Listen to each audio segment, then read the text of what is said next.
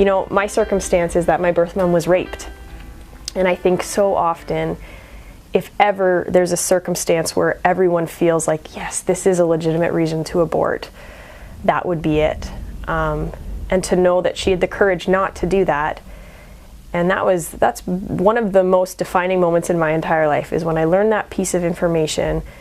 And then the words in Psalm 139 where God says, I knit you together in your mother's womb, and I have every single one of your days written in my book.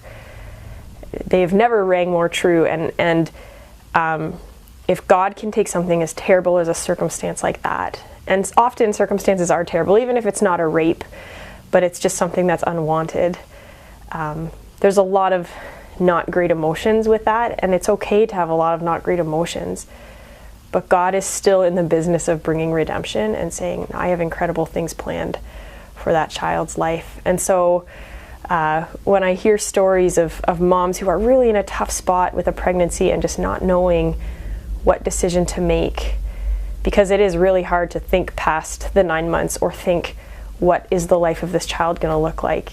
To know that God actually has that mapped out, and the beauty and the gift that have come from my life,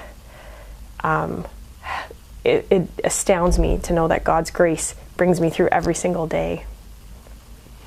There were so many unknowns, and she probably wrestled a lot with what decisions to make, and it was not an easy decision to choose to keep me.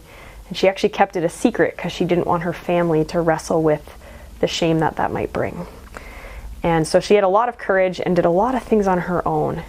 And you know, if she had chosen to write that story differently, the ending now 33 years later would have been so different. And I think that there's such a neat opportunity to trust God with the unknown and say, I don't know what this is going to look like, and right now it really sucks. And I'm doing a lot of it alone.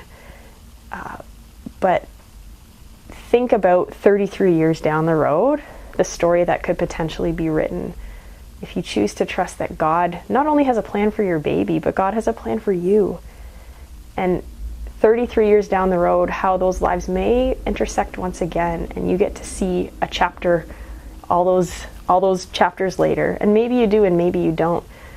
But what a cool opportunity to hear and remember the truth that God loves you so very much, and to choose into that love, even though the unknowns look pretty terrible at the moment. God uses it as such like common imagery to talk about how we are His children, and just how the idea of adoption is just as legitimate and just as valuable as like a biological birth. And I think that's why there's so many verses that talk about being adopted as God's sons and daughters. And I think it always strikes me, like, as someone who is adopted, I always had a choice as to how I was going to embrace that.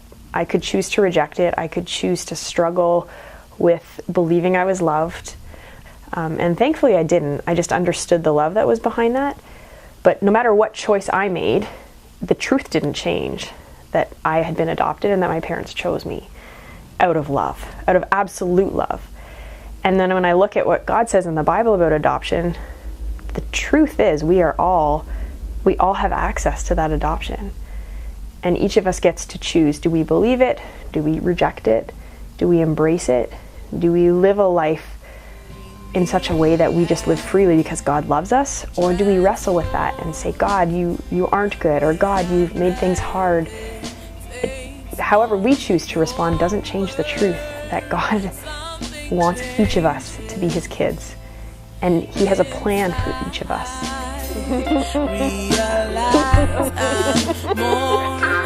Yep.